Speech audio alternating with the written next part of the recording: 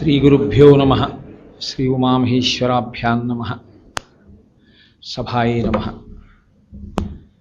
నేను గతంలో ఒక సంవత్సరం క్రితం ఇక్కడ ఉన్నటువంటి విద్యార్థులను ఉద్దేశించి మాట్లాడటం కోసమని రావడం జరిగింది. మీ అందరి యొక్క ప్రవర్తన, మీ అందరి యొక్క సహృదయానికి నేను ఎంతో సంతోషించి ఈ సంవత్సరం కూడా మా కాలేజీకి వచ్చి మీరు ఏదైనా మంచి మాటలు చెప్పాలి అనుకుంటే చెప్పండి అంటే ఎంతో సంతోషంగా ఇక్కడికి రావడం జరిగింది. ఈ సందర్భంగా నేను మీతో ఒక మాట మనవి చేస్తాను. నేను సాయంకాలం ప్రవచనం చేస్తూ ఉంటాను. దీని కొరకు అంటే మనుష్యుడి జీవితంలో రెండు భాగాలు ఉంటాయి. ఒకటి ఉదరపోషణార్థం, తన శరీరాన్ని నిలబెట్టుకోవాలి, తనని నమ్ముకున్నటువంటి భార్యాబిడ్డల యొక్క అభ్యున్నతిని చూడవలసి ఉంటుంది. దాని కొరకు ఏదో ఒక ఉద్యోగం, ఒక వ్యాపకం చేసి ధార్మికంగా కొంత సంపాదన చేయవలసి ఉంటుంది. దానితో కదా కుటుంబాన్ని పోషించుకోవడం. రెండవది సెల్ఫ్ యాక్చువలైజేషన్ అని ఇంగ్లీష్లో అంటారు, ఆత్మతృప్తి అని ఒక మాట. దానివల్ల అసలు నిజమైనటువంటి తృప్తి. నాకు తృప్తి సాయంకాలం నేను చేసేటటువంటి ఆధ్యాత్మిక ప్రవచనాలు. దాని యందు నాకున్న పూనిక అటువంటిది. అది పరమసత్యము అని నేను నమ్ముతాను, ఋషిప్రోక్తమైన విషయాలన్నీ. అందుకని సాయంకాలం పూట్ల ప్రవచనం చేస్తూ ఉంటాను. కానీ సాయంకాలం నేను చేసేటటువంటి ప్రవచనాలకి ఎక్కువగా పెద్దవాళ్ళు వస్తూ ఉంటారు. పిల్లల దగ్గరికి నేనే వస్తూ ఉంటాను. నాకు పిల్లలను ఉద్దేశించి మాట్లాడడం అంటే వ్యక్తిగతంగా చాలా ఇష్టం. ఎందుకని అంటే ఒక్కటే కారణం, అందులో నా కర్తవ్యం ఒకటి ఉంది. ఒక నదిని దాటినప్పుడు పడవలో వెడుతుండగా ఎక్కడ సుడిగుండాలున్నాయో, ఎక్కడ మొసళ్ళున్నాయో, ఎక్కడ ప్రమాదకరంగా ఉందో పడవలో నదిని దాటినటువంటి వాడికి తెలుస్తుంది. నదిని దాటినప్పుడు ఇక్కడిక్కడ ప్రమాదకరంగా ఉంది అని పూర్వం తెలుసుకున్నవాడు ఇప్పుడు దాటే ప్రయత్నం చేస్తున్న వాడికి చెప్పాలా అంటే చెప్పడం సామాజికమైన కర్తవ్యం. చెప్పకుండా ఉండకపోవడం కర్తవ్య విస్మరణం మాత్రం కాదు. ఎందుకంటే చెప్పి తీరాలనేం లేదు, కానీ చెప్పకపోవడం మాత్రం ఖచ్చితంగా అవతల వాళ్ళకి ఉపకారం జరగకుండా చూడడం మాత్రం జరుగుతుంది. నేను మీకన్నా వయసులో పెద్దవాడిని. నేను మీలాగే చదువుకున్నాను, ఉద్యోగం చేశాను, భార్యని స్వీకరించాను. ఓ కొడుకు కూతురు, వాళ్ళిద్దరు ఇంజనీరింగ్ చదువుకున్నారు, పాప వివాహం చేశాను. కాబట్టి సమాజంలో ఎంతోమంది వ్యక్తులతో నేను ఇంటరాక్ట్ అయ్యాను. కాబట్టి నా అనుభవాలను జోడించి ఇప్పుడు నది దాటడానికి సిద్ధపడుతున్నటువంటి మీకు నేను నా వాక్కు ద్వారా ఏదైనా ఉపకారం చేయగలిగితే, ఒకవేళ రేపు పొద్దున్న మీ కెరీర్ని బిల్డప్ చేసుకోవడంలో నా మాట మీకు ఉపయోగపడితే, నా జీవితంలో నాకు ఇంతకన్నా గొప్ప తృప్తి వేరొకటి లేదు. ఆ తృప్తి కొరకు నేను మీతో మాట్లాడుతున్నాను తప్ప నేను మీకేదో బోధ చెయ్యాలని, నా బోధ విని తీరవలసినటువంటి స్థితిలో మీరు ఉన్నారనేటటువంటి అతిశయంతో మాత్రం నేను మీ ముందు కూర్చుని ఉండలేదు. ఎందుచేతనంటే ఒక్కొక్కసారి చాలా ఆశ్చర్యకరంగా ఉంటుంది. చిన్న చిన్న పిల్లల్లో చాలా ఆశ్చర్యకరమైన మెచ్యూరిటీ ఉంటుంది. ఇది నాకు కాదు, అనుభవంలో. కంచికామకోటి పీఠాధిపత్యం వహించినటువంటి నడిచే దేవుడిని పేరుగాంచిన చంద్రశేఖరేంద్ర సరస్వతీ స్వామి వారు ఒకసారి వేద పాఠశాల వైపుకి వెడుతున్నారు. పిల్లలందరూ పెద్దగా అరుచుకుంటూ మాట్లాడుకుంటూ ఆడుకుంటున్నారు. ఆయన ఇద్దరు పిల్లల్ని దగ్గరికి పిలిచి, ఎరా మీరు ఇలా ఆడుకుంటున్నారు, మీకు పాఠం చెప్పవలసినటువంటి ఉపాధ్యాయుడు రాలేదా, మీ గురువుగారు రాలేదా అని అడిగాడు. ఒక పిల్లాడు అన్నాడు, గురువుగారు రాలేదండి ఇంకా అన్నాడు. రెండో పిల్లాడు అన్నాడు, మా గురువుగారు వచ్చి పాఠం చెప్తున్నారండి, మేమే బయటకు వచ్చి ఆడుకుంటున్నాం. ఇప్పుడు పరమాచార్య స్వామి వారికి సంక్లిష్ట పరిస్థితి వచ్చింది. నిజంగా వీళ్ళ గురువుగారు వచ్చి పాఠం చెప్తున్నారా, గురువుగారు పాఠం చెప్తున్నా వీళ్ళే బయటకు వచ్చి ఆడుకుంటున్నారా, ఇద్దరితో ఎవరిది నిజం? ఆయన ఇద్దరినీ తన వెంట రమ్మని, ఆయన సాక్షాత్తు పీఠాధిపతి, ఆయన వేద పాఠశాలలోకి వెళ్ళి అడిగారు, వీళ్ళ గురువుగారు వచ్చారా అని అడిగారు. రాలేదు అని చెప్పారు. చెప్తే ఆయన అన్నారు, ఎరా మీ గురువుగారు రాలేదు కదా, రాలేదన్న మాట రాలేదు అని వీడు నిజం చెప్పాడు. మా గురువుగారు వచ్చి పాఠం చెప్తుంటే మేమే బయట ఆడుకుంటున్నామని నువ్వు చెప్పావు, ఎందుకు ఇలా చెప్పావని అడిగారు. అడిగితే ఆ పిల్లవాడు అన్నాడు, శిష్యుడు తనకి అమర్యాద తెచ్చుకునైనా గురువుగారి యొక్క ప్రతిష్ట కాపాడాలి. గురువుగారంటే సాక్షాత్తు ఈశ్వరుడే అని మీరే ఒకనాడు అనుగ్రహ భాషణంలో చెప్పారు. మీ వంటి పెద్దల దగ్గర రోజు వేళకి వచ్చి పాఠం చెప్పే మా గురువుగారు ఏ కారణం చేతనో ఇవాళ రానంత మాత్రం చేత కూర్చుని చదువుకోకుండా బయటకు వచ్చి ఆడుకోవడం వల్ల మా గురువుగారు రాలేదన్న విషయం మీ దృష్టిలోకి వచ్చింది. ఆ పాపం నాది. ఇప్పుడు నేను మా గురువుగారు రాలేదు అని ఇంకొక మాట కూడా చెప్తే దాని వలన మా గురువుగారి మీద మీకు కోపం వస్తే నేను చాలా పాపం మూట కట్టుకున్నవాడిని అవుతాను. గురువుగారి ప్రతిష్ట నిలబెట్టడం కోసం ఈసారి ఆ పాపం నా మీద వేసుకున్నాను. గురు ప్రతిష్ట నిలబెట్టడం కోసమని చిన్న అబద్ధం ఆడినా అది అధర్మంలోకి రాదు అని మీరే చెప్పారు. కాబట్టి ఇప్పుడు నేను దోషం చేయలేదనుకుంటున్నాను అన్నాడు. గురువు అంటే ఏమిటో నీకు అర్థమైందిరా నిజంగా అన్నారు పరమాచార్య స్వామి. కాబట్టి ఒక్కొక్కసారి పిల్లలు మన దగ్గర అన్నీ తెలుసుకోవలసిన వాళ్ళు అని సిద్ధాంతీకరించడానికి ఏముండదు. పిల్లల్లో ఎంతో అనుభవం గడించినటువంటి వారు బాల్యంలోనే విషయాన్ని బాగా పరిశీలించగలిగినటువంటి వారు ఉంటారు. అందుకే నేను చెప్తే అనుభవశాలిని చెప్తున్నాను కాబట్టి మీరు వినాలన్న మాట వాడడం కూడా నాకు కొంచెం కష్టమే. ఆ మాట కూడా నేను అనలేను. కానీ నా మాట మీకు ఉపయుక్తమైతే నాకు దాని వలన చాలా సంతోషం కలుగుతుంది. నేను ప్రత్యేకించి విద్యార్థి లోకంలో ఒక పోకడ ఒకటి గమనిస్తున్నాను. ఈ పోకడ గమనించడం అన్నప్పుడు మీరు ఒక విషయాన్ని చూడాలి. ఆదర్శము అని ఒక మాట ఉంది. ఆదర్శము అంటే పరానుకరణము. ఎవరినో చూసి అనుకరిస్తాం అందరం. ఇది పెద్దల దగ్గర కూడా ఉంది. అనారోగ్యకరమైనటువంటి పరిస్థితి. ఒకరు చెప్తే వినకపోవుట, తాను వినడానికి ఎప్పుడూ సిద్ధంగా ఉండకుండుట. ఇంగ్లీష్లో అయితే ప్రిజడీస్ అని ఒక మాట అంటారు. అతనికి ఒక నిశ్చితాభిప్రాయం ఉంటుంది. అది ఎప్పుడూ తప్పు కాదు. కానీ లోకంలో మనుష్యుడొక్కడికే భగవంతుడు ఒక గొప్ప అవకాశం ఇచ్చాడు. మీరు అనుకున్న దానికన్నా అవతల వాళ్ళు చెప్తున్న దాంట్లో ఏదైనా సబబైన విషయం ఉన్నదా అని ఆలోచించగలిగినటువంటి శక్తి మనుష్యుడికి ఒక్కడికే ఉంది. కానీ దురదృష్టం ఏమిటంటే ఇవాళ నేను అనుకున్నదే చేస్తాను తప్ప ప్రాణం పోయినా సరే ఇంకొకడి మాట నేను వినను అని అనడమే చాలా గొప్ప విషయం కింద చలామణి అవుతోంది. కానీ మనకి పౌరాణిక వాంగ్మయం అంతా ఏం చెప్తోందంటే మహాభారతం పంచమ వేదం అని పిలుస్తారు. అంతటి మహాభారతంలో భీష్మద్రోణాది వీరులు వెనక నిలబడిన దుర్యోధనుడు తనంత తానుగా అంత గొప్ప మహావీరుడైన దేనివల్ల మట్టు పెట్టబడ్డాడు? ఒక్కటే కారణం చెప్తారు పెద్దలు. ఆయన జీవితంలో చెప్పకూడని మాట ఒకటి చెప్పాడు. మహర్షులందరూ వచ్చి చెప్పారు దుర్యోధనుడిని కూర్చోపెట్టి, నువ్వు చేస్తున్న పని వల్ల ఇలా పాడైపోతావు, కాబట్టి మా మాట విను, నువ్వు ఇలా చెయ్యకు అన్నారు. అంటే ఆయన అన్నాడు, జానామి ధర్మం నచమే ప్రవృత్తి, జానామ్యధర్మం నచమే నివృత్తి అన్నాడు.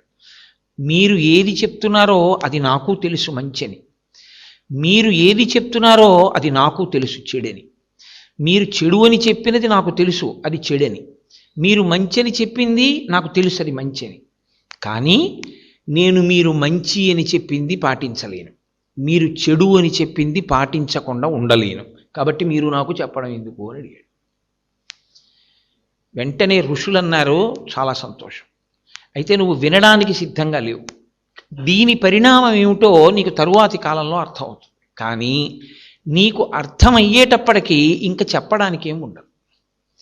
అప్పుడు నీకు విన్న మాటని ఆచరణలోకి తేకపోవడం అన్న దాని ప్రమాదం ఎంత ఉద్విగ్నతతో ఉంటుందో అనుభవంలోకి వచ్చిన నాడు తెలుస్తుంది. ఎంతమంది పడిపోయారు దుర్యోధనుడు వెనకాల? భీష్ముడు పడిపోయాడు, ద్రోణుడు పడిపోయాడు, ఆఖరికి అశ్వత్థామ అంత అపకీర్తి పాలైపోయాడు, తానే తొడలు విరిగిపోయి యుద్ధభూమిలో పడిపోయి ఉండిపోయాడు.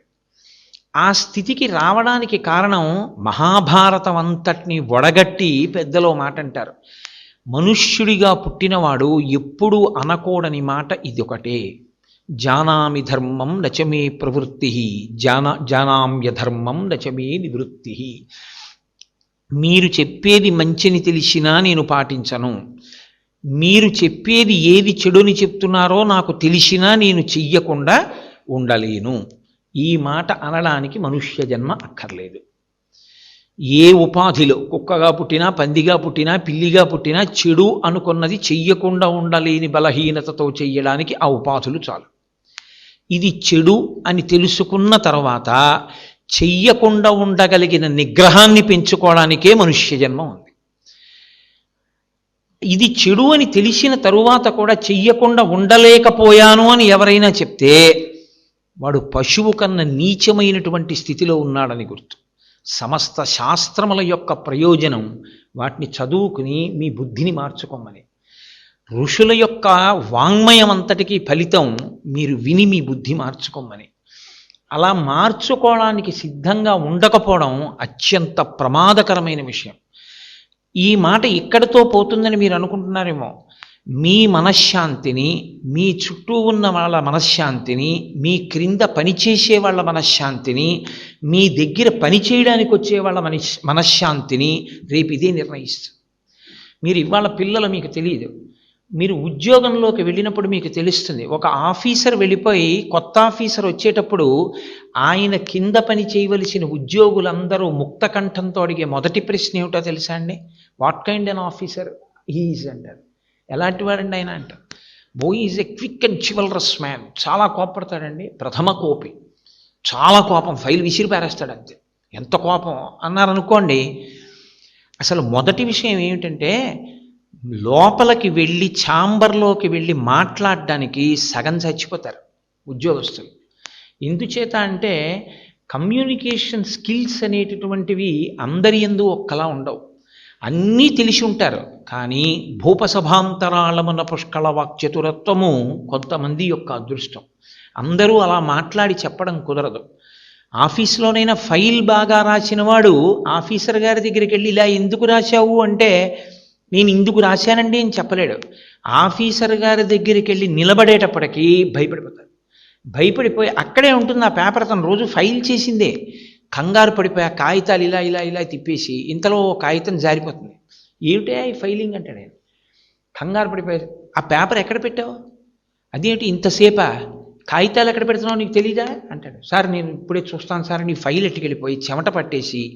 నేను ఎంతోమందిని చూశానండి ఆఫీసుల్లో కేవలం కోపదారులైనటువంటి అధికారుల వలన ప్రాణాలు కోల్పోయిన ఉద్యోగస్తులు ఉన్నారు. టెన్షన్కి సబ్జెక్ట్ అయిపోయి భయపడిపోయి. ఇంటికెడతాడు, భార్యకి భయం, బాబాయ్ వస్తున్నారు, దేనికి కోపడతారో భయం. కాఫీలో కొంచెం పంచదార తక్కువైతే కోపం, పంచదార ఎక్కువైతే కోపం. సరికదా దాన్ని చాలా గొప్పగా దే క్లెయిమ్ ఏమనంటే నాకు చాలా కోపం అండి అంటుంటాడు. అది ఒక పశువు చెప్పుకోవాల్సిన మాట. ఒక పులి నాకు వ్యగ్రత తప్ప ఇంకొకటి రాదు అని ఎలా బతుకుతుందో, ఓ కుక్క నాకు వెంటపడ్డం తప్ప ఇంకోటి రాదు అని ఎలా అంటుందో, చీకట్లో ఎలకని వేటాడడం తప్ప నాకు ఇంకోటి రాదని పిల్లి ఎలా భావిస్తుందో, నాకు కోపంగా ఉండడం తప్ప ఇంకోటి రాదనుకోవడం అంత భయంకరమైన స్థితి. అది దిద్దుకోగలిగిన లక్షణం ఎక్కడి నుంచి వస్తుంది? సోషల్ కాన్షియస్నెస్ అంటే నేను మీతో ఒక విషయం మనవి చేస్తున్నాను, జాగ్రత్తగా వినండి. రేపు ప్రొద్దున్న మీరు ఉద్యోగం చేసిన తర్వాత మీ జీతాల్లోంచి ట్రస్ట్లు పెట్టండి, మీరు పిల్లల్ని చదివించండి, మీరు దేశానికి సేవ చెయ్యండి. నేను ఇలాంటి పెద్ద పెద్ద మాటలు చెప్పడానికి సిద్ధంగా లేను. ఎందుకు లేను అని మీరు అంటారేమో. అది మీరు చేసి తీరుతారు అని నాకు నమ్మకం ఉంది. ఎప్పుడు అంటే ముందు అసలు మనుష్యుడు తనలో ఉండకూడని డిఫెక్ట్ని తాను దిద్దుకుంటే తర్వాత 10 మందికి అతను పనికొస్తాడు. 10 మంది మీతో మాట్లాడడానికి మీరు అవకాశం ఇస్తే మీరేం చెయ్యాలో మీరు నిర్ణయం చేసుకోగలరు. మీ అభిప్రాయానికి ఒక స్పష్టత వస్తుంది. అసలు మీ దగ్గరికి రావడానికి అందరూ భయపడిపోయేటటువంటి స్థితిని కల్పిస్తే how can you head an institution? మీరు ఎక్కడ ఎలా ఉండి ఏం ప్రయోజనం చెప్పండి? ఒక పెద్ద చందన వృక్షం ఉంది, అది మంచి గంధపు చెట్టు. దాంట్లోంచి ఒక్క కొమ్మ విరుద్దాము అంటే దాని తొర్రలో దాని కొమ్మల మీద ఎప్పుడూ ఒక పెద్ద నల్లత్రాచు తిరుగుతూ ఉంటుంది. ఇప్పుడు ఎవరైనా పొరపాటునైనా చందన వృక్షం దగ్గరికి ఎడతారా?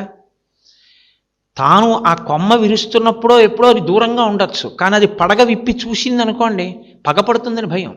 అందుకని అసలు దాని దృష్టిలో పడ్డానికి ఎవడు ఇష్టపడ్డాయి. అది చందన వృక్షమే అయినా దాని మించి చక్కటి సువాసన వస్తున్నా, చల్లటి గాలి వస్తున్నా, చింత చెట్టు కింద ముళ్ళుంటే తుడుచుకు పడుకుంటాడేమో కానీ చందన వృక్షం కిందకెళ్ళి పైన ఉన్న ఉత్తరీయం వేసుకుని పడుకోడు. చందన వృక్షం యొక్క దోషమా, చందన వృక్షం ఒక నల్లత్రాచుని తన యందు కలిగి ఉన్నటువంటి దోషమా? ఒక నల్లత్రాచు చందన వృక్షాన్ని చేరింది, ఆ చందన వృక్షం పనికి రాకుండా పోయింది. అలాగే నాకు తెలిసి జీవితంలో నేను పేర్లు ఎందుకు వాడాలి, కేవలం కోపం కారణంగా తమ జీవితాలలో శాంతి ఉండదు, తన చుట్టూ ఉన్న వాళ్ళకి శాంతి ఉండదు, తాను పనిచేస్తున్నటువంటి సంస్థలో శాంతి ఉండదు. ఆయన ఎందుకు పనికిరాడు, ప్రతి దానికి కోపంతో ఉంటాడు. మీరు ఇవాళ బీటెక్ చదవచ్చు, ఎంటెక్ చదవచ్చు, మీరు రేపు పొద్దున్న ప్రొఫెషనల్ కోర్స్ చేస్తున్నారు కాబట్టి ఇవాళ మీరు ఇలా ఉన్నారు. ఇంకొక 5 ఏళ్ళు పోయేటప్పటికి మీరు ఎక్కడో జూనియర్ ఇంజనీర్స్గా ప్లేస్ అవుతారు. మీలో ఇంకా బాగా చదువుకున్న వాళ్ళు ఇంకా పెద్ద పొజిషన్కి ఎడతారు. ఒక 10 ఏళ్ళు తిరిగేటప్పటికి మీరు చీఫ్ ఇంజనీర్ అవుతారు, సూపరింటెండెంట్ ఇంజనీర్ అవుతారు. ఎన్నో ఫైల్స్ మీరు డిస్పోజ్ చేస్తారు, మీ సంతకంతో ఫైల్ డిస్పోజ్ అవుతుంది. అసలు వినడానికి సిద్ధంగా లేకపోతే కోపం పెట్టుకోవడం ఒక్కటే మీరు అలవాటు చేసుకుంటే మీరు సమాజానికి సేవ చేయడం మాట దేవుడు ఎరుగు. మీరు ఎవ్వరికీ ఎందుకు పనికిరాని వాళ్ళు అయిపోతారు. ప్రతి వాళ్ళు ఏం చెప్తారో తెలుసా అండి, ఆయనంటే భయం అండి, కోపం. ఆయనేం కొడతాడని కాదు, తిడతాడని కాదు, వెళ్ళడానికి భయం. అయ్యో బాబాయ్ అంత కోపం ఏమిటండి అంటారు. కాబట్టి మీరు ఒక్క విషయం బాగా గమనించండి, కోపం వచ్చింది అంటాడు. కోటేశ్వరరావు గారు వచ్చారు, ఎక్కడి నుంచి వచ్చారు? ఎక్కడో ఆయనకున్న విడిదిలోంచి ఆయన వచ్చాడు. కోపం వచ్చింది, ఎక్కడి నుంచి వచ్చింది? దానికి ఏం ఫ్రమ్ అడ్రస్ ఉండదు. కోపం మీలోనే ఉంటుంది. మీలోనే ఉన్న కోపము ఎదురు చూస్తుంటుంది అవకాశం. ఆ అవకాశం కోసం చూస్తుంది. దానికి అవకాశం ఏమిటో తెలుసా అండి? మీ ఈగో దెబ్బతింది అన్న బుద్ధి మీకు కలిగిన ఉత్తర క్షణంలో అది ప్రకోపిస్తుంది. నా వ్యక్తిత్వం, నా అహంకారాన్ని వీడు దెబ్బ కొట్టాడు అన్న ఆలోచన మీకు వచ్చిందనుకోండి, ఉత్తర క్షణంలో అది పైకి లేస్తుంది.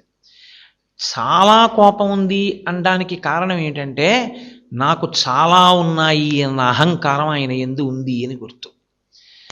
నేనెంతటి వాణ్ణి అనుకున్నవాడు పోన్లేదు ఏదో మాట్లాడాడు, తెలిసి తెలియనితనం అందరూ ఒకలా ఉంటారా, క్షమించి విడిచిపెడతాడు. లేదా అలా ఉండకూడదమ్మా, తప్పు, అలా ఉండకు, తప్పు కదా, దానివల్ల నువ్వు ఏ ప్రయోజనం సాధిస్తావు, నువ్వు పాడైతే నాకు మనసు ఖేదంగా ఉంటుంది, అలా ప్రవర్తించకు అని చెప్తాడు.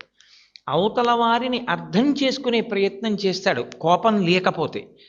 కోపం అస్తమానం ఈగో దెబ్బతిని కోపం వచ్చేసినటువంటి వాడు ఎంతటి మహాపాపమైనా చేసేస్తాడు. క్రుద్ధ పాపం నకుర్యాత్కః క్రుద్ధో హన్యాద్గురూనపి క్రుద్ధ పరుషయా వాచ నరం సాధు నధీక్షిపేత్ అంటుంది రామాయణం. గురువు గారిని చంపేయడానికి కూడా కోపావేశం వచ్చినటువంటి వాడు వెనుకాడడు. మీకు నేను పేర్లు చెప్పడం ఇష్టం లేక నేను చెప్పట్లేదు.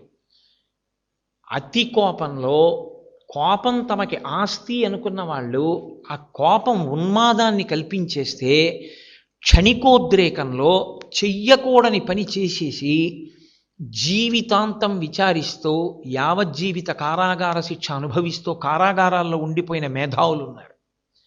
కేవలం ఆ క్షణికావేశంలో చేసినటువంటి పొరపాటు ఇంకా అతని జీవితాన్నంతటినీ కూడా శూన్యం చేసేస్తుంది, ఎందుకు పనికిరాకుండా అయిపోతాడు. కోపం అనేటటువంటిది అత్యంత ప్రమాదకరమైనటువంటి విషయం.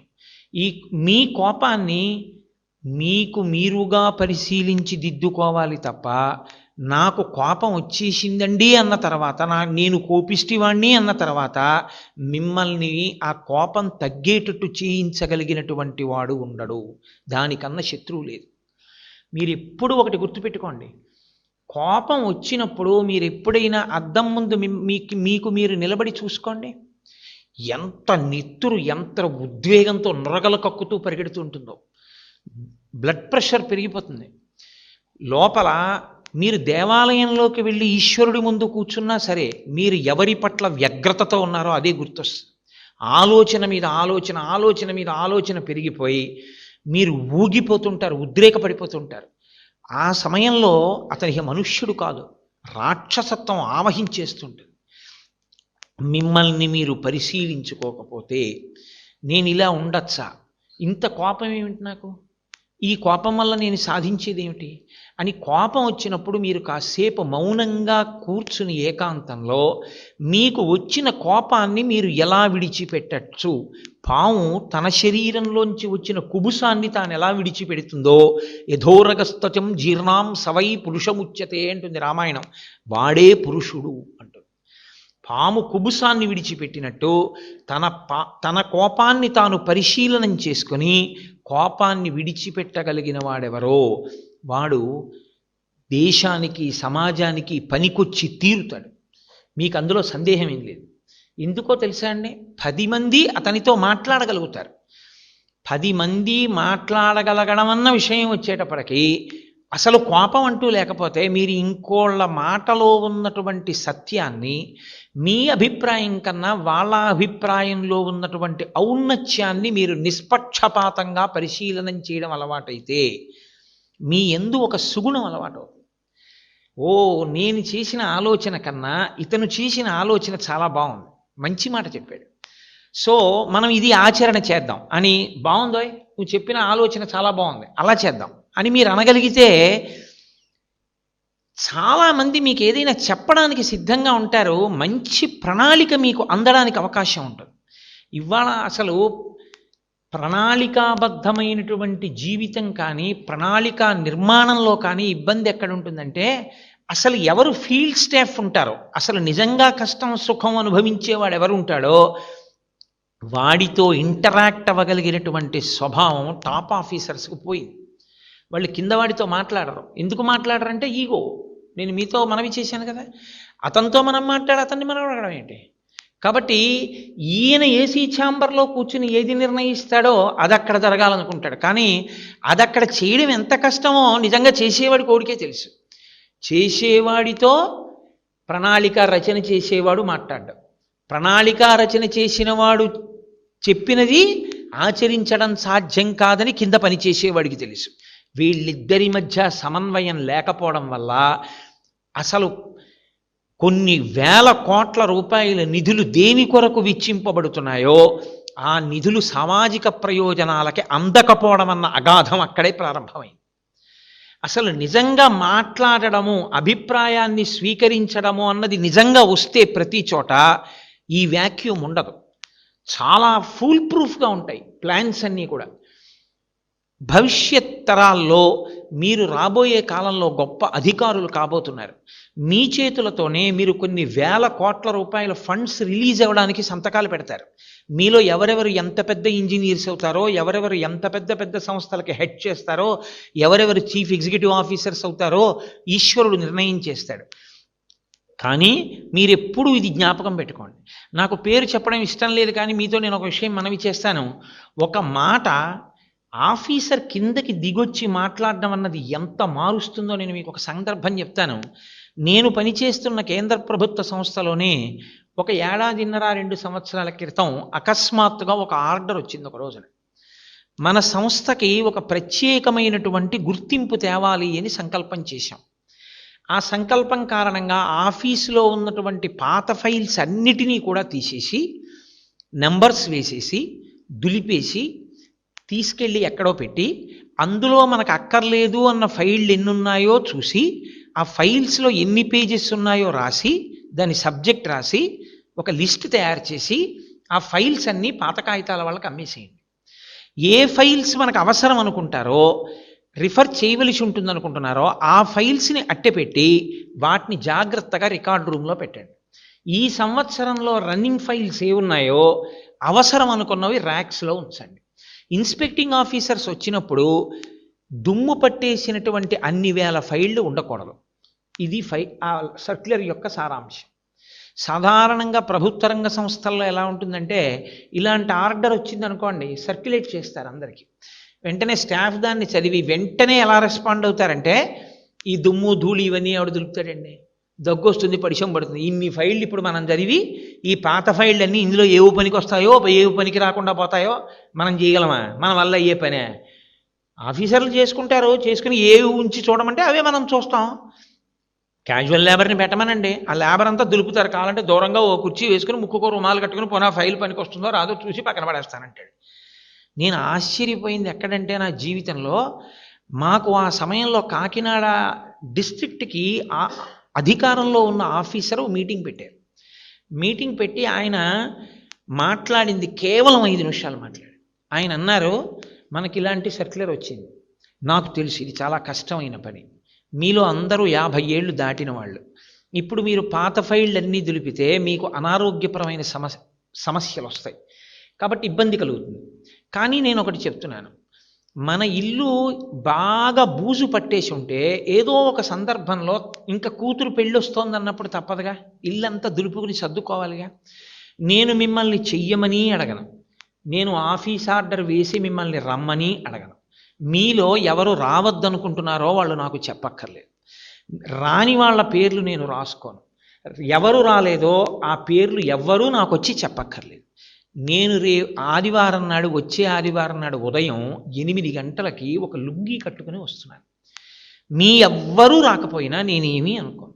నేను అలా ప్రతిరోజు ఆదివారం నాడు వచ్చి చూసి నేను చెయ్యగలిగినంత చేస్తాను. ఇంటికి నేను ఆఫీస్కి హెడ్ని కాబట్టి, ఒకవేళ నా ఒక్కడి వల్ల ఆ రోజు కొంత పని అయితే నేను రేపటి నుంచి ప్రతిరోజు ఉదయం 7 గంటలకు వచ్చి 9 గంటల వరకు నేను చెయ్యగలిగినంత చేసి పెట్టి వెళ్ళిపోతూ ఉంటాను. నేను ఇలా ఎన్నాళ్లలో చేయగలిగితే అన్నాళ్లలో నేను చేస్తాను. ఒకవేళ నేను ఇలా 6 నెలలు చేసి మీలో ఒక్కరు రాకపోయినా నేను మీలో ఎవరిని ఏమీ అన్నా. ఒకవేళ ఇది మన ఇంటి పని అని మీరు రావాలి అనుకుంటే మీకు స్వాగతం, మీ అందరూ కూడా ఈ ఆదివారం నాడు రావచ్చు అంతే ఆయన చెప్పి వెళ్ళిపోయారు ఛాంబర్లోకి. మీరు నమ్ముతారా? Permission to leave the head quarters పెట్టి సెలవు పెట్టేసి గ్రాంట్ చేయించుకున్నటువంటి అఫీషియల్స్ ఇళ్ళకి ఫోన్ చేసి, ఇప్పుడు కాదు మనం తర్వాత పెడదాం, ఈసారి మేము కమిటెడ్గా ఒక పని చెయ్యాలనుకుంటున్నాం ఆఫీసులో, so we are applying for cancellation of leave అని 100% స్టాఫ్ ఆదివారం నాడు ఆఫీస్కి వచ్చేసి సాయంకాలం 5 అయ్యేటప్పటికి ఆఫీస్ అంతా అద్దంలా మారిపోయింది. ఆయన మరునాడు ఉదయం మీటింగ్ పెట్టి స్టాఫ్ అందరికీ ఒక కమెండేషన్ ఇచ్చారు. ఒక కుటుంబం, ఒక టీం వర్క్గా మనందరం కలిసి ఒక్కొక్కసారి అసాధ్యములు అనుకున్నవి చెయ్యి కలిపితే అసాధ్యములను సుసాధ్యములను చేయగలము అని పూనిక కలగడానికి నాకు ఇది ఒక గొప్ప అవకాశమైంది. మీ అందరికీ నా హృదయపూర్వకమైన అభినందనలు తెలియజేస్తున్నాను. ఎక్కడ ఆంధ్రప్రదేశ్ మొత్తం మీద లేని రీతిలో ఒక్క రోజులో కాకినాడ ఆఫీసు ఇన్స్పెక్షన్కి రెడీ అయిపోయింది. ఈ దేశంలో స్వాతంత్రం వచ్చినప్పుడు కొన్ని 100 స్వదేశీ సంస్థానాలు ఉన్నాయి. ఇన్ని స్వదేశీ సంస్థానాల్ని భారతదేశంలో కలపవలసి వచ్చింది. ఏ సంస్థానానికి ఆ సంస్థానానికి సైన్యం ఉంది. అప్పుడు కేంద్ర ప్రభుత్వం వాటన్నింటిలో కలుపుకోవాలి అనుకుంటే మిలిటరీ యాక్షన్ వినా మార్గం లేదు. ఓ సర్క్యులర్ ఇచ్చి మీ రాజ్యాల్ని మాలో కలిపేయండి అన్నారనుకోండి, ఇప్పటి వరకు వాళ్ళందరూ స్వతంత్ర రాజులుగా జీవితాలు గడిపిన వారు, పెద్ద పెద్ద కోటల్లో విలాసవంతంగా. మీకు మేము మా రాజ్యాలు కలిపేస్తే భారతదేశంలో మా జీవితాలు ఎలా, మాకు ఐశ్వర్యం ఎలా అని అడుగుతారు. ఇవన్నీ తేలే విషయాలా? సర్దార్ వల్లభాయ్ పటేల్ గారు అప్పుడు హోమ్ మినిస్టర్. మన దురదృష్టవశాత్తు ఇవాళ ఎక్కడ మీలో ఎవరైనా ఎప్పుడైనా ఎక్కడైనా హోమ్ మినిస్టర్గా భారతదేశానికి స్వాతంత్ర్యం రాగానే స్వదేశీ సంస్థానాధిపతుల సమావేశంలో హోమ్ మినిస్టర్గా సర్దార్ వల్లభాయ్ పటేల్ గారు చేసిన ప్రసంగ పాఠాన్ని పూర్తిగా చదివిన విద్యార్థి ఎవరైనా ఇక్కడ ఉంటే చెయ్యెత్తండి. ఇది ఈ దేశ దురదృష్టం. నేను ఎందుకు ఈ మాట అంటున్నానంటే, సర్దార్ వల్లభాయ్ పటేల్ గారు ఒక్క 45 నిమిషాలు మాట్లాడారు 395 స్వదేశీ సంస్థానాధిపతుల సమావేశంలో. ఒక్క గంట సేపు ఆయన మాట్లాడితే ఉత్తర క్షణంలో 393 స్వదేశీ సంస్థానాల అధిపతులు చార్టర్ మీద సంతకాలు పెట్టి వెళ్ళిపోయారు. మా సంస్థానాలన్నీ భారతదేశంలో విలీనం చేసేస్తున్నాం. నేను యూనియన్ హోమ్ మినిస్టర్ని, వీళ్లతో నేను మాట్లాడేది ఏమిటి అని అనుకుని ఉండుంటే ఆ సమస్య అంత తేలిగ్గా పరిష్కారం అయి ఉండేది కాదు. పటేల్ గారు అంత గొప్ప ప్రసంగం చేశాడు. ఆయన చేసిన ఒక్క ప్రసంగం 2 స్వదేశీ సంస్థానాల మీద మాత్రమే మిలిటరీ యాక్షన్ తీసుకుని ఎనెక్స్ చేయవలసి వచ్చింది ఇండియన్ యూనియన్లోకి. ఎలా సాధ్యమైంది ఇది అంటే, ఒక సమస్యని బాగా పరిశీలనం చేసి అవసరమైతే కిందకొచ్చి చక్కగా మాట్లాడగలిగినటువంటి స్కిల్ ఉండాలి. అవతల వారు మాట్లాడినటువంటి దాన్ని వినగలిగినటువంటి నైపుణ్యం ఉండాలి. ఎన్హాన్స్డ్ లిజనింగ్ స్కిల్స్ అంటారు. ఎవరైనా మాట్లాడడం మొదలు పెట్టేటప్పటికే అందులో రంధ్రాన్వేషణ చేయడము అన్నది జీవితంలో అలవాటు అయిపోయింది అనుకోండి, అంతకన్నా ప్రమాదకరమైన అలవాటు ఇంకోటి లేదు. మీ జీవితంలో వృద్ధిలోకి రావడానికి కావలసిన మార్గాలన్నీ మూసేసుకున్నట్టే. ఎవరు మాట్లాడుతున్నారన్నది కాదు, ఆ మాటలలో మనకి ఏమైనా సారాంశం అందుతోందా అని ఎదురు చూసి మీరు కానీ ఒక్క మాట అందులో పట్టుకుని జీవితాన్ని మార్చుకోగలిగితే అటువంటి వాడి జీవితం చక్కదిద్దబడ్డానికి అవకాశం కలుగుతుంది. రామాయణంలో మారీచుడు రావణాసురుడితో ఒక శ్లోకం చెప్తాడు. రామాయణంలో ఉన్న 24,000 శ్లోకాలు ఒకెత్తైతే నాకు వ్యక్తిగతంగా 23,999 శ్లోకాలు ఒకెత్తు. రామాయణంలో ఉన్న ఆ ఒక్క శ్లోకం నాకు ఒక ఎత్తు. అది రాముడు చెప్పలేదు, విశ్వామిత్రుడు చెప్పలేదు, వశిష్ఠుడు చెప్పలేదు, రాక్షసుడైన మారీచుడు చెప్పాడు. కానీ నాకు ఎంత ఇష్టమో ఆ శ్లోకం అంటే. ఎందుకనో తెలుసా అండి? అందులో మారీచుడు అంటాడు, సులభాః పురుషా రాజన్ సతతం ప్రియవాదిన అప్రియస్యతు పథ్యస్య వక్తా శ్రోతా చ దుర్లభః. చిన్న శ్లోకం. సులభ పురుషా రాజన్, ఓ రాజా రావణ, లోకంలో ఎప్పుడూ మాట్లాడేటప్పుడు అవతలవాడితో మాట్లాడి అవతలవాడికి చెప్పవలసి వస్తే చెప్పేవాళ్ళు ఒక కోణంలో ఆలోచిస్తారు. ఒకటి, వీడికి చెప్తే మన మాట వింటాడా? ఒకవేళ వీడికి మనం చెప్పలేదనుకో, వీడు పాడైపోతే మనకెందుకు? ఇప్పుడు మనం చెప్పాం, వాడు వినలేదు.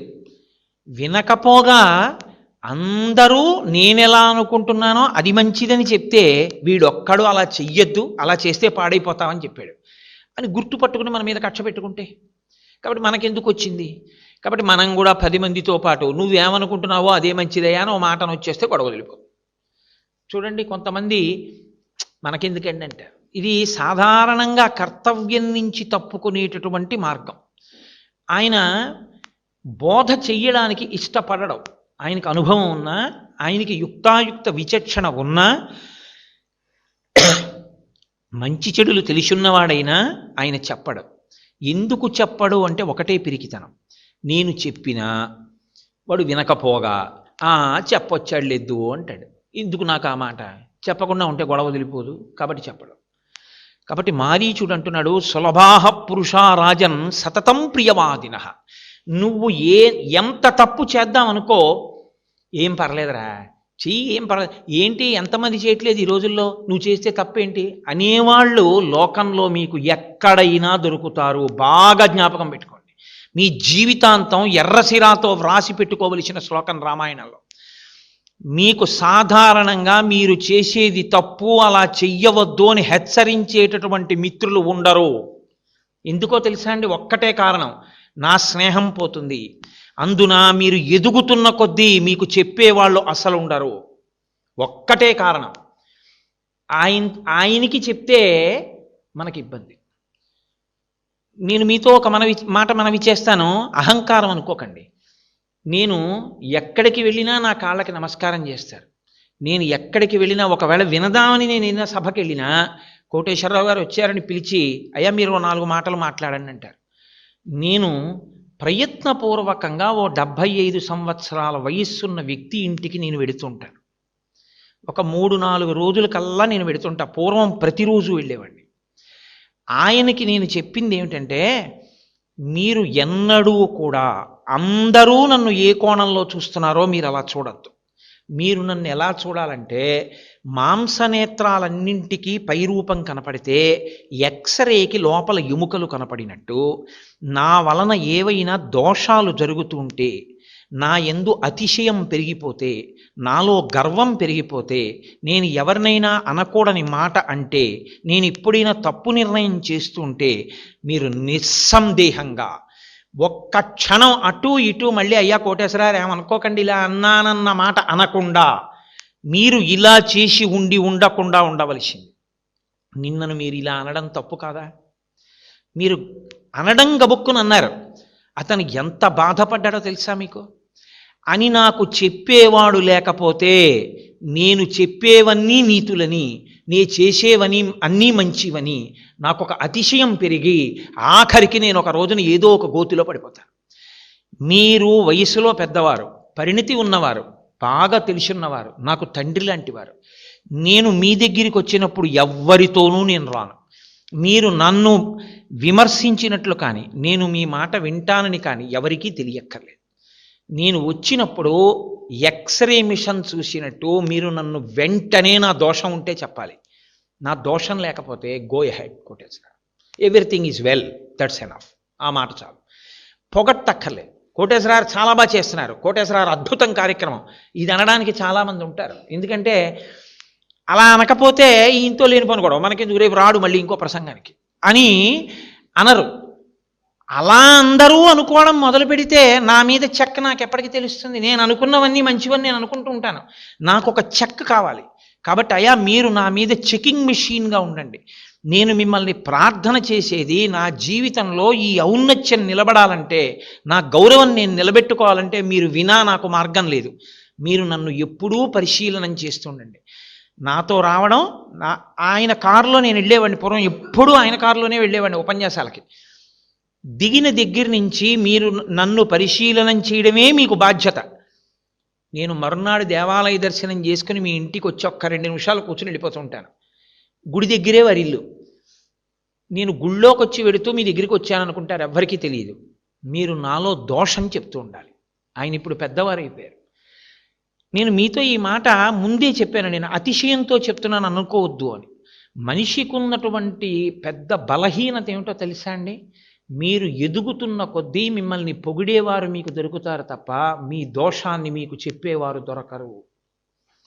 మీరు ఒక ఆఫీసర్ అయ్యారనుకోండి, మీరు తప్పు చేసేస్తున్నారని తెలిసి ఆఫీస్లో మాట్లాడుకుంటారు తప్ప మీ ఛాంబర్లోకి వచ్చి ఇది చెయ్యొద్దండి అని మీకు చెప్పరు. ఒకవేళ చెప్పినా నిష్పక్షపాతంగా మీ అభ్యున్నతిని కోరి చెప్పేవాడు మీకు దొరకడు. ఇది ఎప్పుడు చెప్పాడో తెలుసా అండి? రామాయణంలో మారీచుడు చెప్పాడు, సులభాహ పురుషారాజన్ సతతం ప్రియవాదినః. ఎప్పుడూ పొగడడానికి, అతిశయం కల్పించడానికి, గర్వం వెర్రితలలు వేసేటట్టు చేయడానికి, గోతులో పడిపోయేట్టు చేయడానికి, మీ అభ్యున్నతిని కోరి మాట్లాడని వాళ్ళు మీ చుట్టూ లెక్కలేనంత మంది మీ జీవితంలో దొరుకుతారు. కానీ అప్రియస్యతు పథ్యస్య వక్త శ్రోతాచ దుర్లభ. మీకు అప్రియంగా ఉంటుంది వినడానికి, కానీ ఆయన మీ మేలు కోరి మాట్లాడతాడు. మీ మేలు కోరి మాట్లాడేటటువంటి వాడి మాటల్ని మీరు పట్టించుకోకుండా, ఈయన నా మేలు కోరి మాట్లాడుతున్నాడని గుర్తించకుండా, నా అహం దెబ్బతింటోందని మీరు ఆయన్ని విడిచిపెట్టుకున్న ఉత్తర క్షణంలో మీ జీవితంలో అభ్యున్నతిని మీరు కోల్పోయినట్లే. ఈ మాట చెప్పి మారీచుడు అన్నాడు, ఒకవేళ చెప్పేవాడు దొరికినా వినేవాడు ఉండడురా. అతిశయం పెరిగిపోతే వినడు చెప్పిన, దానివల్ల పాడవుతాడన్నాడు. శ్రీరామాయణంలో తర్వాత రావణాసురుడు సర్వనాశనం అయిపోవడానికి కారణం ఒక్క అరణ్యకాండలో మారీచుడి మాట వినకపోవడమే. మారీచుడు చెప్పిన మాట రావణుడు విని ఉండి ఉంటే ఇంకా తర్వాత అరణ్యకాండ, తర్వాత కిష్కింధకాండ, సుందరకాండ, యుద్ధకాండ లేవు. ఎందుకంటే సీతాపహరణం జరగదు, సీతారాములు వెనక్కి వెళ్ళిపోతారు. రామాయణంలో మూడు కాండలు పెరగడానికి, రావణ సంహారానికి, ఆయన్ని నమ్ముకున్న సమస్త రాక్షసులు నశించిపోవడానికి స్పష్టంగా చెప్పాడు. ఒక్కొక్క తప్పు మనిషిని కట్టి కుడిపేస్తుంది. చెప్పిన మాట వినకపోవడం అన్న దోషం ఎక్కడి వరకు ఎడుతుందో తెలుసా? నీతో పోదు. నీతో పాటు నిన్ను నమ్ముకున్నటువంటి కోట్ల మంది వెళ్ళిపోతారా. కళత్రాణిచ సౌమ్యాని మిత్రవర్గం స్థథైవచ, అందరూ వెళ్ళిపోతారన్నాడు. అలాగే ఆయన కడుపున పుట్టిన బిడ్డలు, అన్నదమ్ములు, ఆ రాజ్యం, సైన్యం అందరూ నశించిపోయారు. మాట వినకపోవడం అనేటటువంటిది అత్యంత ప్రమాదకరమైన లక్షణము. అయితే నేను మీతో ఒకటి మనవి చేస్తున్నాను. మీరు అలాగని మేము ఎలా కలిసి ఉంటామండి? వీడు బలమైనవాడు, వీడు మంచివాడు కాడని దూరంగా పెట్టి ఉండడమా? మీరు ఎప్పుడు అందుకే శాస్త్ర పఠనం చేస్తూ ఉండాలి. కేవలం సిలబస్ చదువుకోవడం అనేటటువంటిది ఎటువంటిదంటే డాక్టర్ గారు ఇచ్చినటువంటి మందు వేసుకుని పచ్చం చేయకపోవడం లాంటిది. నేను I'm sincerely telling you, mere BTech, mere MTech, mere IIT, besides your name, without cultural support is a very dangerous thing. Cultural support లేకపోతే, క్యారెక్టర్ బిల్డింగ్ లేకపోతే, పేరు పక్కన క్వాలిఫికేషన్ ఎంత గొప్పదొస్తుందో వాడు సమాజమునకు అంత బరువు. రాక్షసుని యందు శక్తి ఎంత పెరుగుతుందో సమాజానికి అంత ప్రమాదం. జ్ఞాన కలునిలోని శారదయువోలే అంటారు పోతన గారు. ఏమీ తెలియని వాడు తప్పు చేస్తే చెప్పడానికి చాలామంది ఉంటారు. బాగా చదువుకుని బాగా పెద్ద పదవిలో ఉన్నవాడే తప్పు చేస్తుంటే చెప్పడానికి ఎవ్వరూ ధైర్యం చేయరు. అందుకే జ్ఞాని కలుడైపోతే లోకానికి ఉపద్రవం వస్తుంది. చదువుకునేవాడికే క్యారెక్టర్ చాలా అవసరం. మీరే సెట్టింగ్ ఎగ్జాంపుల్స్ అవుతారు రేపు పొద్దున్న సొసైటీకి. నేను మీకు ఒక్క మాట మనవి చేస్తాను, బాగా జ్ఞాపకం పెట్టుకోండి. సచ్చిదానంద శివాభినవ నరసింహ భారతీ స్వామి వారిని శృంగగిరి పీఠానికి ఆధిపత్యం వహించారు. ఆయన త్రికాలవేది. ఆయన మనిషిని చూస్తే మనిషిలో ఉన్న భావాన్ని పసిగట్టేవారు. ఆయన ఒకసారి అరణ్య మార్గంలో వెళ్ళిపోతోంది ఆయన క్యాన్వాయ్. సాయంకాలం అయితే ఎక్కడున్నవారు అక్కడే ఆగిపోయి చంద్రమౌళీశ్వర అభిషేకం చేస్తారు. శృంగేరి వారికి అది సంప్రదాయం. ఆయన ఒక గుడారం వేసుకుని అభిషేకం చేస్తుంటే ఆ ఫారెస్ట్ రేంజర్ వచ్చాడు అక్కడికి. వచ్చి ఆ మహారణ్యం ఎవరు లేరు కాబట్టి పీఠాధిపతుల దర్శనం తేలిగ్గా అయిపోయింది. నమస్కారం చేసి నించున్నాడు. పీఠాధిపతులు అతన్ని చూడగానే అన్నారు, నేను 3 లక్షణాలు చెప్తాను, ఇందులో నువ్వు ఏ స్థాయిలో ఉన్నావో నాకు చెప్పు అన్నారు. అడగండి అన్నాడు అతను. అసలు నీ మనసులో ఒక అభిప్రాయం రాగానే అవతల వారిని కనీసం వివరణ కూడా అడగకుండా విరుచుకుపడిపోయేంత కోపం ఉన్నవాడివా? నీ మనసులో ఒక అభిప్రాయం వచ్చిన తర్వాత అవతల వారిని విషయాన్ని విచారణ చేసి కోప్పడే స్వభావం ఉన్నవాడివా? అసలు విచారణ చెయ్యడము అనేటటువంటి మాటే లేకుండా కోప్పడిపోయి వెళ్ళిపోతూ ఉండడమే నీ ఐశ్వర్యం అనుకునే స్వభావం ఉన్నవాడివా అని అడిగారు. అది ఎందుకు అడిగారో ఆయనకి తెలుసు, విన్న ఆయనకి తెలుసు. ఆయన అన్నాడు, నేను మొదటి కోవకి చెందినవాడిని. నాకు కోపం వస్తే అవతలవాడు తప్పు చేశాడని నమ్మేస్తానంతే. అవతలవాడు తప్పు చేశాడు అనుకుంటే కదండి కోపం. నువ్వు ఇలా ఎందుకు చేశావని నేను అడగను. అసలు నేను అవతలవాడిని హ్యాంగ్ చేసేస్తాను, ఇంకా ఎంత శిక్ష అయినా వేసేస్తాను. అసలు అడగడం నాకు అలవాట్లేదన్నారు. ఆయన అన్నారు, నువ్వు నా దర్శనానికి వచ్చావు కదా, నేను నీకు ఇచ్చే కానుక ఒక్కటే, నువ్వు 2వ స్థితిలోకి మారు. ఇక నుంచి కోపం వచ్చేయగానే ఆగు ఒక్కసారి. ఎందుకు ఇలా చేశావు అని అడుగు. నీ జీవితంలో ఇప్పటికి ఎన్ని తప్పులు చేశావో నీకు అర్థమవుతుందన్నారు. అతను ఇంటికి వెళ్ళిపోయాడు. పీఠాధిపతుల దర్శనం చేసుకుని అతను క్వార్టర్కి వెళ్ళేటప్పటికీ రాత్రి చాలా ఆలస్యమైంది. క్యాన్వాయ్ అంతా బయలుదేరి వెళ్ళిపోయే వరకు ఉన్నాడు. ఉండి రాత్రి 9-9:30కి వెళ్ళాడు. వంటవాడిని చాలా ఆకలిగా ఉంది, పలహారం పెట్టు అన్నాడు. వేపుడు ముక్కలు కూడా లేకుండా 2 గోధుమ రొట్లు, పల్సగా ఉన్నటువంటి చపాతీలు లాంటివి తీసుకొచ్చి పళ్ళెల్లో పెట్టి వణికిపోతూ అక్కడ పెట్టాడు. అతనికి ఎక్కడలేని కోపం వచ్చింది. అతను ఒక 7-8 రొట్లు తింటాడు 2 రకాల కూరలతోటి. 2 పలచటి రొట్లు అంటే నేను రాననుకుని వీడు తినేశాడని అని వెంటనే లేచి అతన్ని కొట్టబోయాడు. పీఠాధిపతి మాట గుర్తొచ్చింది, అవతల వారిని అడగకుండా శిక్ష వేయడానికి అలవాటు పడిన వాడివి కదూ, కనీసం 2వ స్థాయికి మారన్నారు. ఇవాళ మారి చూద్దామని, ఎందుకు 2 రొట్టెలే ఉంచావు అని అడిగాడు. అతను అన్నాడు, మీ దగ్గర అటెండర్ ఉంటాడు కదా, సరుకులు అయిపోయినప్పుడు అతన్ని పంపించి కదా సరుకులు తెప్పించుకుంటాం. అతన్ని పొద్దున్నే పంపించాను, మధ్యాహ్నానికే భోజనం వండుదామని. కానీ ఏ కారణం చేత రాలేదో తెలియదు. ఎప్పుడు అలా చేసే మనిషి కాడు. వెళ్ళినవాడు ఆ సరుకులు పట్టుకుని రాలేదు. నేను మధ్యాహ్నం కూడా భోజనం చేయలేదు. ఈయన పీఠంలో భోజనం చేశాడు, నేను భోజనం చేయలేదు. నా ఆకలి కడుపు నకనకలాడిపోతున్నా, మీరు ఒకవేళ ఏమీ తినకుండా వస్తారేమో, యజమానికి మిగల్చకుండా తినేస్తే మహాపాపమని ఎక్కడో వెతికి ఉన్న కొద్ది పిండి జల్లించి 2 రొట్టెలైతే అవి చేసి మీకు పెట్టాను తప్ప నేను ఏమీ తినలేదు. నాకు తెలియదు, వాడి కోసం ఎదురు చూస్తున్నాను. 2 రొట్టెలే పెట్టినటువంటి నా దోషాన్ని మన్నించండి అన్నాడు. ఆ రేంజరు వలవల ఏడిచేశాడు. నిజంగా నేను లేచి వీడిని కొట్టేసి ఉంటే, వాడు చెప్పండి నాకు, ఎందుకంటే నా ప్రథమ కోపం ఎప్పటి నుంచో ఇంతే. ఇలా ఎందరినో కొట్టాను, ఎందరినో ఏదో పనిష్మెంట్లు ఇచ్చాను. అసలు ఎవరైనా మళ్ళీ వచ్చి ఏదైనా చెప్పపోతే వినడం అన్నది నా జీవితంలో లేదు. ఒక్కసారి విన్నంత మాత్రం చేత వీడు ఇంత కష్టపడి నాకు 2 రొట్టెలు ఉంచాడే, వీణ్ణి కొట్టబోయాను. నిజంగా మహానుభావుడు నన్ను ఈ 3 తరగతుల్లో దేనికి చెందినవాడవని అడిగి 1 నుంచి 2లోకి మారే ప్రయత్నం చెయ్యని చెప్పి వెళ్ళిపోయారు. 2 స్థాయిలోకి రావడానికి ప్రయత్నిస్తేనే నాకు ఇన్ని దోషాలు కనపడితే నేను నిజంగా ఈ కోపాన్ని దగ్గర పెట్టుకొని ఒకరి మాట వినకుండా బతికి పదవిలో ఉండి ఎంతమందిని కొట్టానో ఎంత పాపం మూట కట్టుకున్నానో అని వలవల ఏడ్చి ఆ 2 రొట్టెలు వంటవాడికి పెట్టాడు ఆయన రోజున. నేను మీకు ఎందుకు మనవి చేస్తున్నానంటే మీ దుర్గుణములను మీరు గ్రహించగలరు. మీలో ఉన్న దుర్గుణాల్ని గ్రహించడానికి మీ ముందు ఉన్న ఎవ్వరూ ఎక్స్రే మెషిన్స్ కారు. మీ లోపాన్ని మీరు తెలుసుకోవాలి.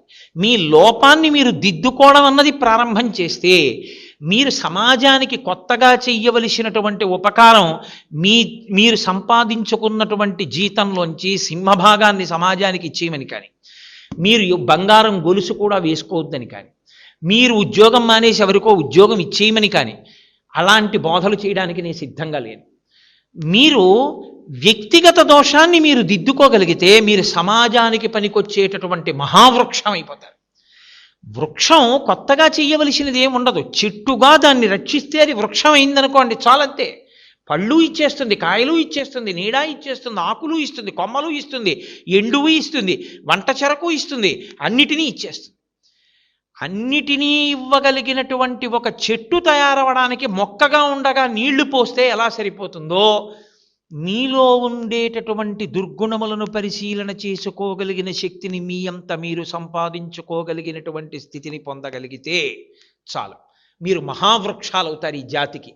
మీ నీడలో సేద తీరిపోతుంది ఈ దేశం. ఎంత గొప్ప గొప్ప అధికారులు అవుతారు. Just a Pat on the shoulder of your subordinate, it's enough, it's a great tribute to him. నేను యథార్థం చెప్తున్నాను. చాలా బాగా డ్రాఫ్ట్ రాసినటువంటి ఒక డ్రాఫ్ట్ రాసి మీ కింద పనిచేసే ఎంప్లాయీ మీకు ఫైల్ పెడితే మీరు ఆ డ్రాఫ్ట్ చేత్తో పట్టుకుని మీరు ఆ ఎంప్లాయీ దగ్గరికి వెళ్ళి వెనక నుంచి వెళ్ళి అతని భుజం మీద చెయ్యేసి ఎక్సలెంట్, ఎంత బాగా రాసావో డ్రాఫ్ట్, కీప్ ఇట్ అప్ అని ఒక్క మాట మీరు అనగలిగితే ఈ దేశంలో రోజు 5ంటికి వెళ్ళేవాడు 5ంటికి వెళ్లకుండా ఇంకో 2 గంటలు పని చేయడానికి సిద్ధంగా ఉండే ఉద్యోగస్తులు తయారవుతారు.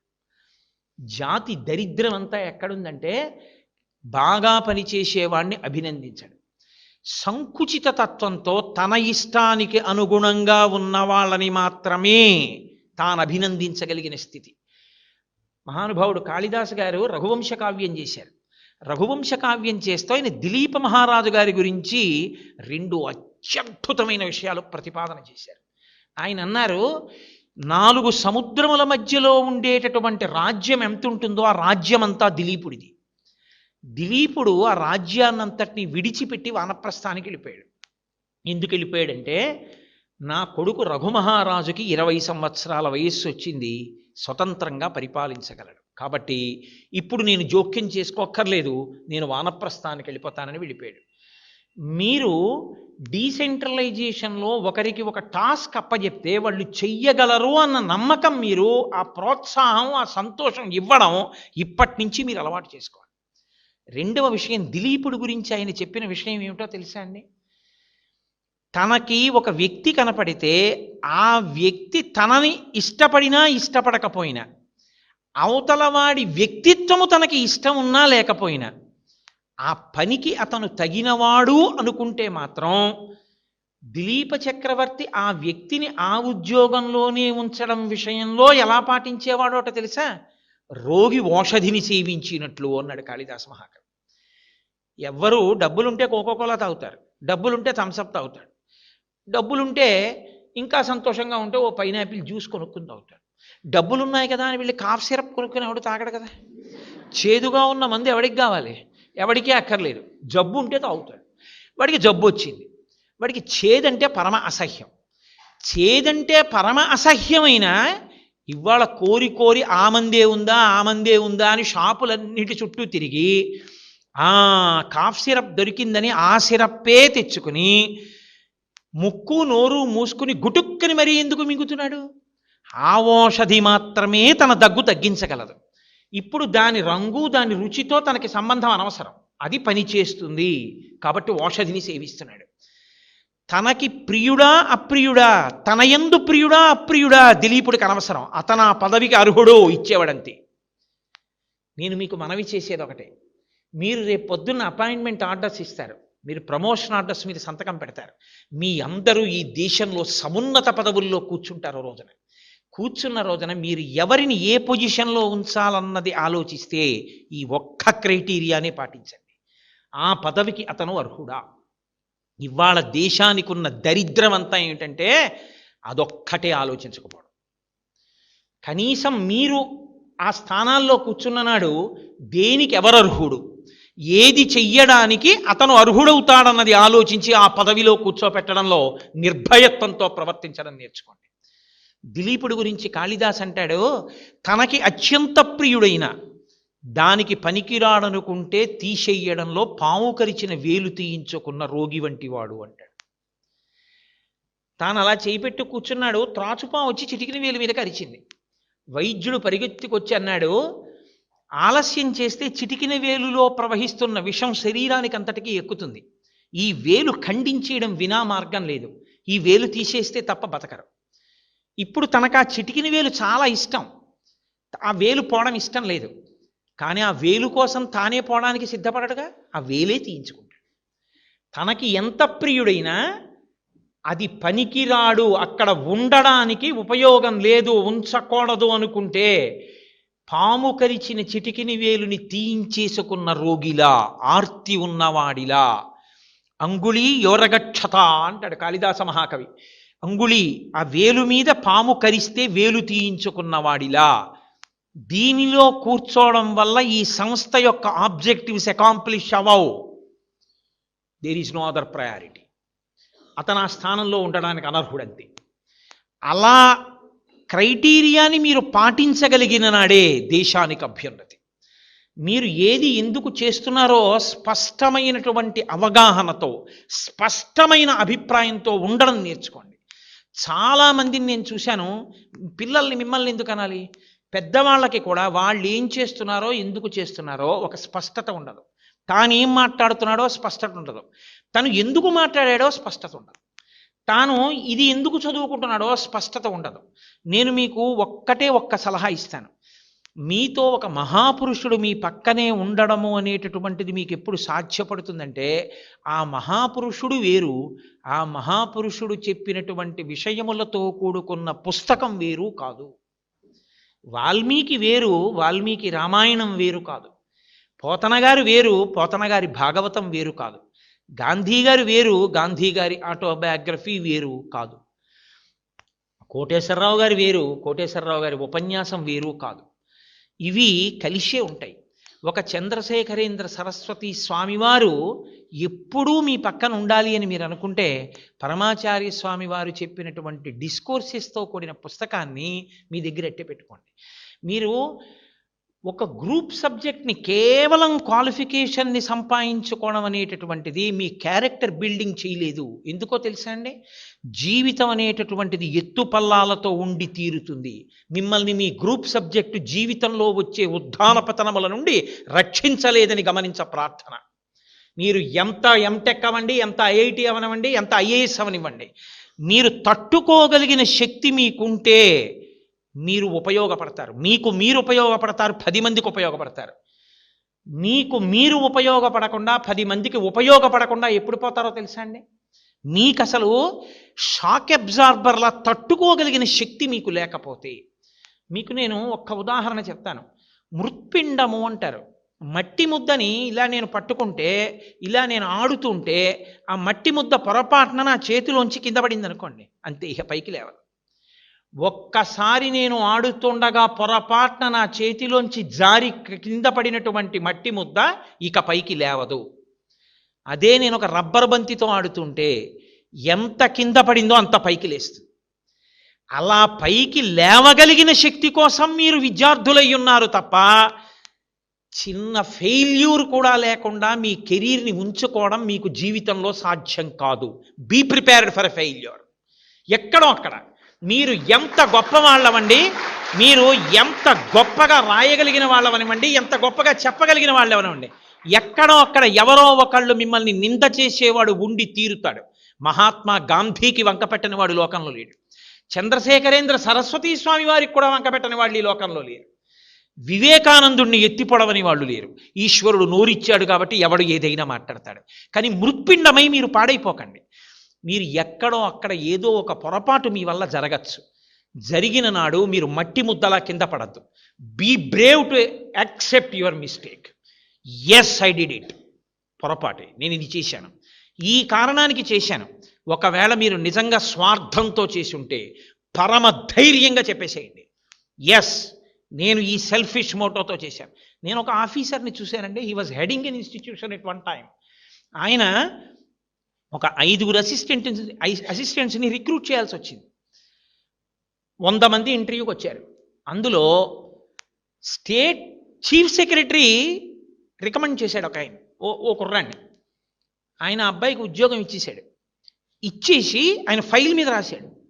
ఏమని రాశాడో తెలుసా అండి? Chief Secretary of the Government of Andhra Pradesh has recommended this fellow. On interviewing this student, this aspirant, I came to a conclusion that he is not 100% fitting to occupy this position. Still, keeping the rest of the people aside, I gave him this position only because I kept the objectives of the organization in my view. If I dismiss the recommendation of the Chief Secretary of the Government of Andhra Pradesh, tomorrow it will be very difficult for the institution to get permissions from the state government. So, just allotting one post to such a man and giving him adequate training to fall in line will not defeat the organizational interest. So, in order to accomplish the objectives of the organization and for the betterment of the institution, I was left with no other alternative than appointing him in the post, accepting the recommendation. This may be approved and Rasi Board of Directors have mentioned. And they have given the managing director a credential. Wonderful. Chala ధైర్యంగా రాశారు, చాలా బాగుందన్నారు. It will be a pat on the shoulder. మాకు ఒక officer ఉండేవారు. ఆయన అంటుండేవారు, I am not going to just compliment a man who always wants to follow the rules. ఎప్పుడు rule అని చెప్పి నేను ఏం చేస్తానండి, ఇలా చేద్దాం అనుకున్నానండి కానీ రూల్స్ పర్మిట్ చేయవండి అని మాట్లాడకయా. నిజంగా నువ్వు చాలా గొప్ప పని చేయాల్సి వస్తే break the rule and justify it. I'm here to ratify, why do you worry అని అడిగేవాడు. అది ఆఫీసర్ అంటే, అది కలేజా అంటే. రూల్ అడ్డొచ్చిందని మంచి చేయకుండా ఎంతకాలం తప్పుకుంటావు? రూల్ బ్రేక్ చేసి నువ్వు ఏం చేద్దాం అనుకుంటున్నావు వచ్చేయి. నిజంగా త్రికరణ శుద్ధిగా అది మంచి అని నువ్వు చెప్పగలిగితే రాయి ఫైల్ మీద, నేనున్నాను రాటిఫై చేయడానికి, నేను దాన్ని ఆమోదిస్తాననేవాడు. మీరు మీ కింద పని చేసే వాళ్ళకి అట్లాంటి ఇన్స్పిరేషన్ ఇవ్వగలిగిన ఆఫీసర్స్గా తయారు కండి. మీరు నమ్మిన సిద్ధాంతానికి ధైర్యంగా నిలబడగలిగిన వాళ్ళు కండి. మీరు ఎప్పుడైనా జీవితంలో ఒక గిల్ట్ మీ వల్ల జరిగితే, ఒక పొరపాటు జరిగితే మృత్పిండాలు కాకండి, బంతులు కండి. అబ్దుల్ కలాం గారి కెరీర్ ఎక్కడండి ప్రారంభం? మీ అందరూ వింగ్స్ ఆఫ్ ఫైర్ చదివి ఉంటారు. ఆయన కోరుకున్న ఉద్యోగం ఒకటి, ఆయనకు వచ్చిన ఉద్యోగం ఒకటి. అట్టర్ ఫ్రస్ట్రేషన్తో ఆయన ఋషికేశ్లో ఒక స్వామీజీ ఆశ్రమానికి వెళ్ళి కూర్చున్నారు. టోటల్ డిజెక్షన్, ముఖంలో నీరసం స్పష్టంగా కనిపిస్తోంది. నేను ఒకందుకని చదివాను, నాకు ఈ ఏరోనాటికల్ ఫీల్డ్లో ఉద్యోగం వచ్చింది. ఆయనకి ససేమిరా ఇష్టం లేదు. ఆయన నీరసంగా కూర్చుంటే అలా వెళ్ళిపోతున్నారు స్వామీజీ. ఆయన రాసుకున్నారు, మీ అందరు చదివి ఉంటారు, వింగ్స్ ఆఫ్ ఫైర్. ఆయన ఈ పిల్లాడిని పిలిచారు, అబ్దుల్ కలాం గారిని. ఏం అలా కూర్చున్నావు నువ్వు అంటే ఆయన అన్నారు, నేను ఫలానా ఉద్యోగం కోసం వెళ్ళాను ఇంటర్వ్యూకి, అది పొందడం నాకు ఇష్టం కానీ నేను సెలెక్ట్ అవ్వలేదు. ఈ ఉద్యోగం చేయడం నాకు ఇష్టం లేదు, ఏదో ఇంటర్వ్యూకి వెళ్ళాను, దీనికి సెలెక్ట్ అయ్యాను. ఇప్పుడు నాకు ఈ ఉద్యోగం చెయ్యాలని లేదు, నాకు ఇష్టం లేదన్నారు. అంటే ఆ రోజున ఆ స్వామీజీ ఓ చిరునవ్వు నవ్వి అన్నారు, నువ్వు కోరుకున్నదే నీ జీవితంలో దొరకాలని ఎందుకు అనుకుంటున్నావు? ఈశ్వరుడు నిన్ను ఏం చెయ్యాలనుకుంటున్నాడో అని ఆలోచించి ఈశ్వర నిర్ణయంగా దానికి ఎందుకు వెళ్ళలేకపోతున్నావు? ఏమో ఈశ్వరుడు నీ ద్వారా ఈ జాతికి ఏం చేయించాలనుకుంటున్నాడో అన్నారు. ఆ మాట ఆయన మీద పని చేసింది, యాక్సెప్ట్ చేశారు కాబట్టి. అంతే. ఈ దేశానికి ఉపగ్రహాలు తయారు చేసుకోవడానికి కావలసినటువంటి సత్తానిచ్చిన మహాపురుషుడయ్యారు. ఆ కారణంగా రాష్ట్రపతి పదవికి 2వ మాట తృణప్రాయంగా వదిలి విద్యార్థులతో మాట్లాడడమే నాకు ఇష్టమని కాలేజీకి యూనివర్సిటీకి వెళ్ళి పిల్లలందరితో ఎంతో సంతోషంగా, ఏమి అబ్దుల్ కలాం గారండి, అది క్యారెక్టర్ అంటే. అందుకు నేను మురిసిపోయేది. మహానుభావుడు రాసుకున్నారు ప్రిఫేస్లో, అమ్మా ఇవాళ ఈ అబ్దుల్ కలాం భారత రాష్ట్రపతి, ఇవాళ ఈ అబ్దుల్ కలాం భారతదేశానికి డిఫెన్స్లో కావలసినటువంటి అనేక ఉపగ్రహాల యొక్క నిర్మాత, ఇవాళ ఈ అబ్దుల్ కలాం భారతదేశం అంతటి చేత గౌరవింపబడిన వ్యక్తి. కానీ అమ్మ, అబ్దుల్ కలాం అని పిలువబడేటటువంటి ఈ శరీరంలోకి ఇంత మేధాశక్తి ఎక్కడి నుంచి వచ్చిందో తెలుసా? రామేశ్వరంలో ఒక పెంకుటింట్లో నేను గుడ్డి దీపం కింద చదువుకుంటూ రాత్రి 8 గంటలకి ఆకలేస్తే పళ్ళెం పట్టుకుని పరిగెత్తుకుంటూ నీ దగ్గరికి వచ్చి నీ కాళ్ళ దగ్గర కూర్చుని, అమ్మా అమ్మా నాకు ఆకలేస్తోందమ్మా అంటే నువ్వు పొయ్యి దగ్గర నిలబడి ఇలా ఇలా అటు ఇటు తిప్పినటువంటి నూనె వెయ్యని 2 రొట్లు నా పళ్ళెంలో వేసి అత్యంత ప్రేమతో కూర వేసి నా తల మీద చేతితో నిమిరి, నాన్న నువ్వు ఎంతో వృద్ధిలోకి రావాలి, బాగా చదువుకో అంటూ నువ్వు పెట్టిన రొట్టెలు ఈ అబ్దుల్ కలాంలో ఇంత మేధాశక్తిగా మారాయమ్మా